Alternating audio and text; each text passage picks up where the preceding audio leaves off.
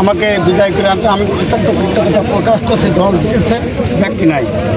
এখানে আমি একটা কথাই বলবো, যদি এইভাবে ঐক্যবদ্ধ থাকি বাকি সর্বক্ষেত্রে আমরা সফল হব।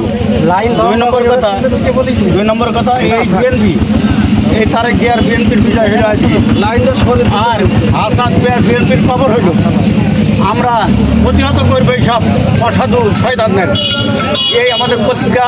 এবং আমি সহযোগিতা পাবো যে যদি আমি আসতে পারি তাহলে আপনারা যেভাবে আজকে সমর্থন দিলেন এভাবে আমার ভালো কাজগুলোকে সমর্থন দেবেন এবং আমার খুব আত্মবিশ্বাস যেন আমি কোনো অন্যায় কাজ না করে আপনাদের কাছ থেকে ফিরে না যাই।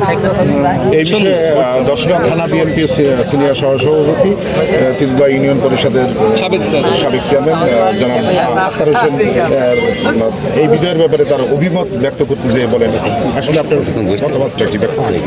এটা এই প্যানেলটা দেওয়ার দায়িত্ব ছিল ইউনিয়ন কমিটির যারা দায়িত্ব আছে তারা ব্যর্থ হয়েছে। ব্যর্থ হওয়ার পরে তার দায়িত্ব ছিল একটা আছে থানা কমিটির সেক্রেটারি সভাপতি সেই এখানে প্যানেল না দিয়ে তারই এবং আছে এটা একটা প্রতিক্রিয়া জানিয়েছে আমাদের 3 নম্বর পর্যায় থেকে। একটা এই কলেজের একটা প্রতিদ্বন্দ্বিতামূলকভাবে আমাদের মূল প্রতিদ্বন্দ্বী যারা জামাত ইসলাম তাদের সাথে কিনে আমাদের আসকার মিয়ার প্যানেলে যে আমাদের 3 জন আজকে ছিল, আজকে বিএনপি এবং জাতীয়তাবাদী দলের ভোটাররা এটা দেখিয়ে দিয়েছে যে এরকম আছে, এই এলাকায় বিএনপি আছে এবং থানা কমিটি যারা আজকে বিবৃতি দিয়েছে তাদেরকে প্রত্যাখ্যান করে তাদেরকে নির্বাচিত করেছে।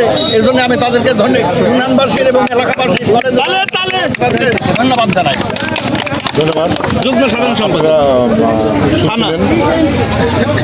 দর্শনা থানা